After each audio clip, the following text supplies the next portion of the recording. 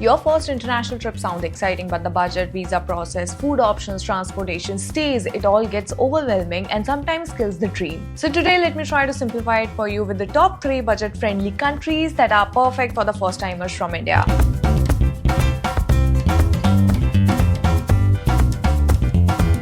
Hi, I'm Pragya and welcome to my channel Khao Local Ghumo Global, where we explore new ways of living through travel, food and local stories.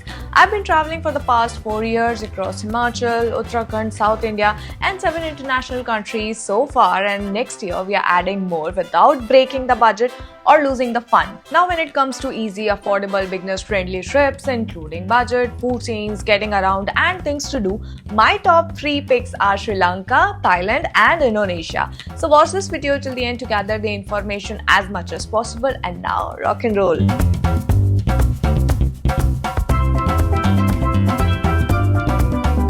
Chapter 1. Why these 3 countries, Sri Lanka, Thailand and Indonesia, made it to my affordable list. First, flight prices from India are low compared to most international destinations. Second, the visa process is super easy.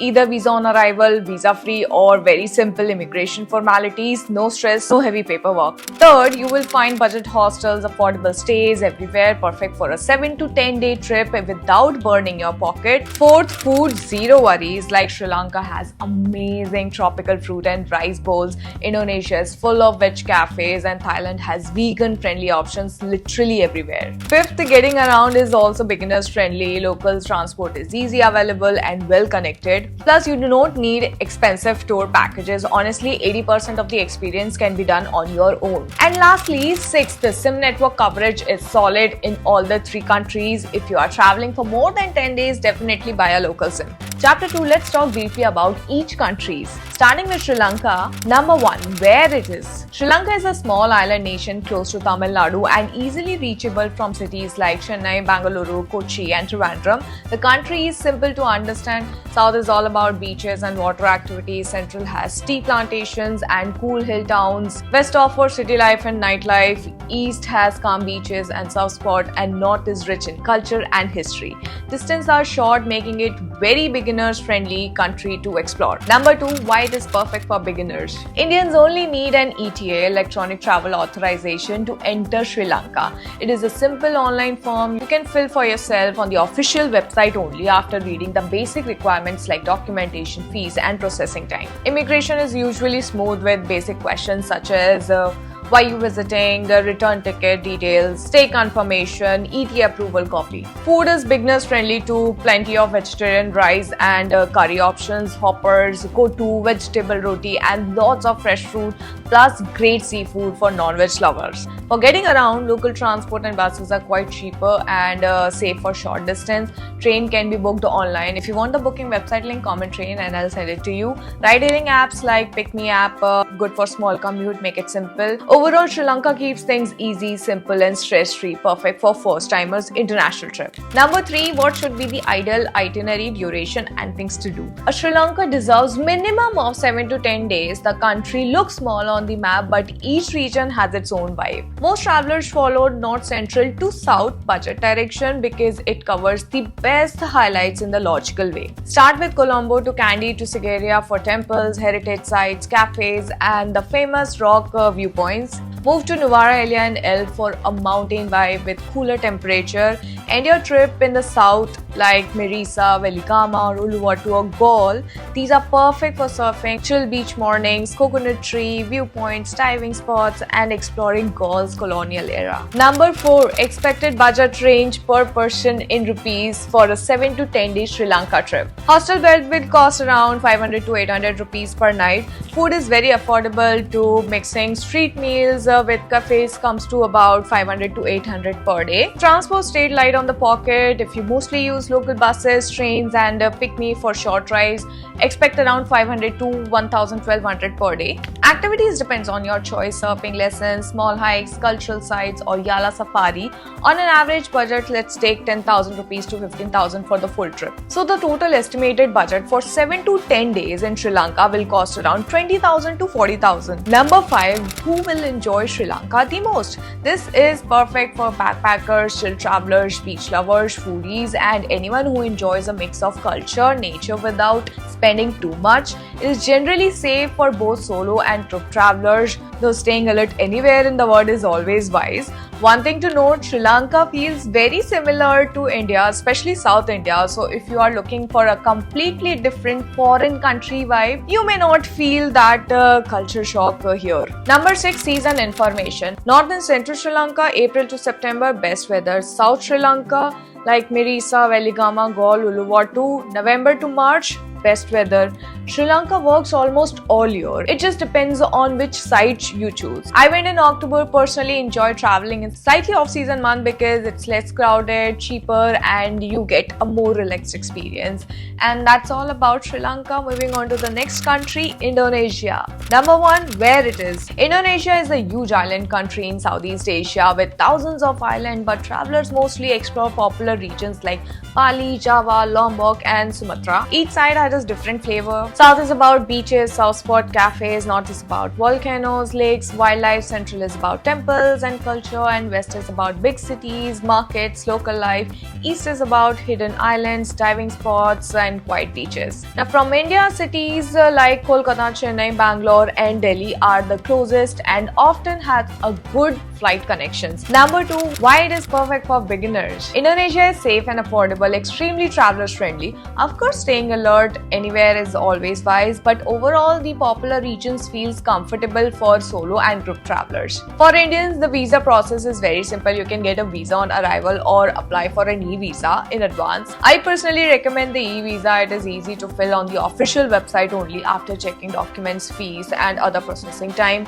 Immigration is smooth with basic questions like your trip purpose, return ticket, stay proof, and e-visa approval. Food herein has plenty of vegetarian rice bowls, tempeh dishes, noodle soup, and fresh fruits, along with amazing non-veg options. Getting around is easy too. Book buses or trains on Traveloka and use Grab for quick rides. For budget travelers, Indonesia makes everything simple, flexible, and pocket-friendly. Number 3, what should be the ideal itinerary or duration and things to do. Indonesia is big, so even a budget trip needs a 8 to 10 days time to feel balanced. You can either travel north to south or south to north, or stick to one region depending on your budget and pace. For most travelers, the simple and most affordable plan is to start or end at Denpasar, which is Bali. Bali itself has 3 major vibes, which is Uluwatu, it's all about cliffs, sunsets, surf culture; Canggu, cafes and parties; Ubud, temples, rice terraces, waterfalls. If you want more advanced, you can add Java, east or west, which is about waterfalls, volcanic treks, and cultural sites. And for island, Lombok, Gili plus Nusa Penida, perfect for snorkeling, diving, beach hopping, and slow evening. Budget-wise, mixing Bali, Lombok, Nusa is the most practical for 8 to 10 days. I did a 2-week trip starting from Jakarta to Malang, East Java, then Bali, Uluwatu, Nusa Penida, Gili, back to Bali, Kuta. It was amazing, but definitely more than what a short trip needs. Number 4, expected budget range per person in rupees for 7 to 10 days Indonesia trip. Staying in hostel will cost on an average of 700 rupees to 1000 rupees per night depending on the area. Daily meals can stay around 800 to 1000 if you balance local eateries with cafes. Transport, whether you are using Grab, renting scooter, booking buses, trains, or taking shared speedboats, expect around 800 to 1500 per day.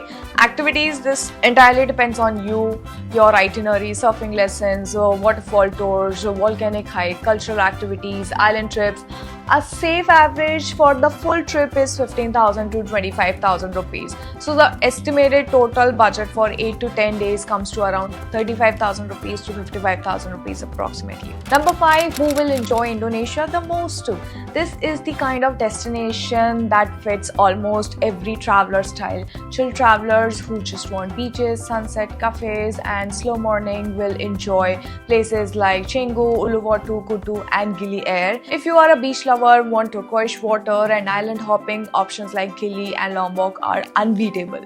Food lovers can get a mix of flavors, packed Indonesian dishes and global cafes, plus great veg and non-veg options. And of course, adventure lovers has everything like volcanic hikes, waterfall surfing, diving, snorkeling with turtles, cliff viewpoints and cultural experience. Number 6. Season information. Indonesia generally has 2 seasons, dry April to October and wet November to March, but travel is possible year around. I personally traveled in late January to mid-Feb, loved it. Slightly off season, cheapest days and still plenty of clear days. If you want perfect weather, go for dry season. If you want lower prices, less crowded for a slight off season, go for Jan to Feb March. But keep in mind that Indonesia has a tropical climate, so the weather can get a little tricky throughout the year, even in the so-called best season. And that is all about the Indonesia. Moving on to our next country, Thailand.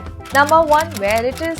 Thailand is a beautiful Southeast Asian country and divided into 5 fun to explore regions, each offering different vibe. North is about mountain, cool weather and temples. Central is about the busy heart with Bangkok nightlife and markets. South is about beaches, islands, scuba spots. East is about quieter beaches and scenic coastal towns. And West is about jungle, waterfalls and national parks. If you are flying from India, Thailand is a super close nearest Indian cities with quickest connections like Kolkata, Delhi, Chennai, Bangalore, Mumbai. It is basically one of the easiest and closest international destination for Indians, a 2.5 to 4.5 hour flight depending on your departure.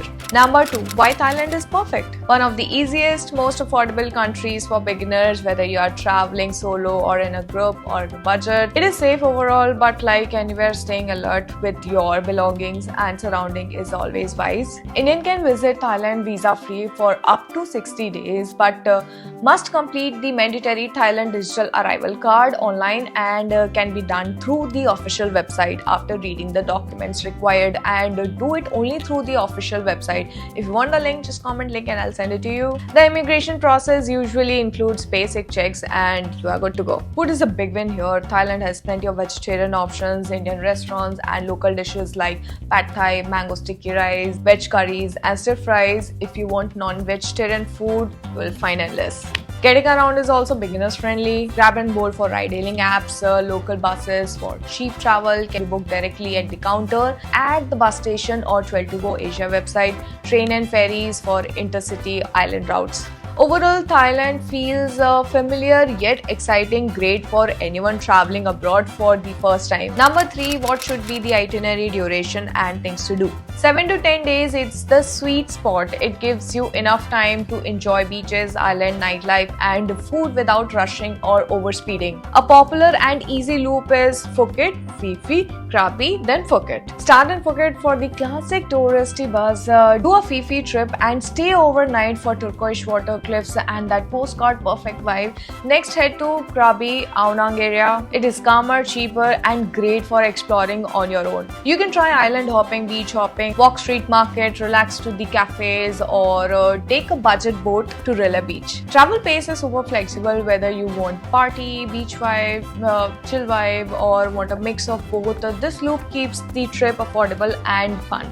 Number 4, expected budget range in rupees for 7 to 10 days Thailand trip, and here is the realistic breakdown. Hostel stay will cost on an average around 700 to 1000 per night depending on the area.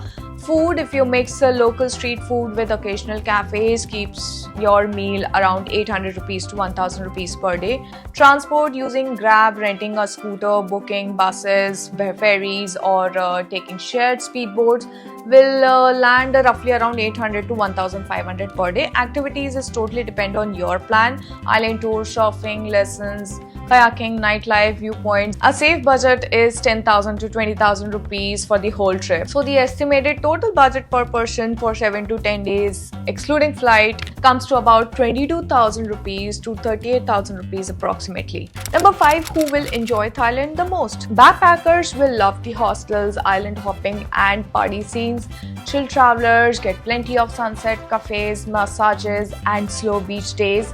Beach lovers will enjoy places like Phi Phi, Rille, and Phuket. Food lovers, both veg and non-veg, can explore street food, fruit bowls, and Thai curries and night market without spending much. Number 6. Season information. Thailand has 3 main seasons: November to February, cool and dry season, which is the best time; March to May, hot season, good for budget travelers, fewer crowd and lower prices. Coastal areas like Phuket and Krabi stays bearable, but cities like Bangkok and Chiang Mai gets very hot. June to October, rainy or monsoon season. Thailand has a tropical weather, so quick weather changes are normal but still manageable with flexible planning. Next, chapter 3, final comparison, best of each, quick recap.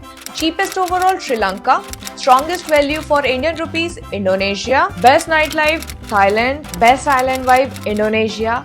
Best food plus cultural combo, Sri Lanka. And that's a wrap of my top 3 affordable international trip from India. If you want deeper help, I have already uploaded full itinerary vlogs on my channel for Sri Lanka, Indonesia and Thailand, including stay, food options, transport tips, and exact budgets. You can also explore my offline travel guide on Rexby. Link is in my description and in the comment. Also, all the product I have used during my travel, I have added the links in the comments and in the description. If this video helped you even a little, subscribe for more travel tips and food finds always packed with practical information. If you have any questions or suggestions, do write to me in the comment section, or also you can reach out to me on my Instagram and thread handle. It's called Khao Local Ghumo Global. This is me, Prakash Sharma, exploring new ways of living, signing off. You see me in my next release. Until then, travel safely, stay curious and explore the world with care. Bye. Namaste.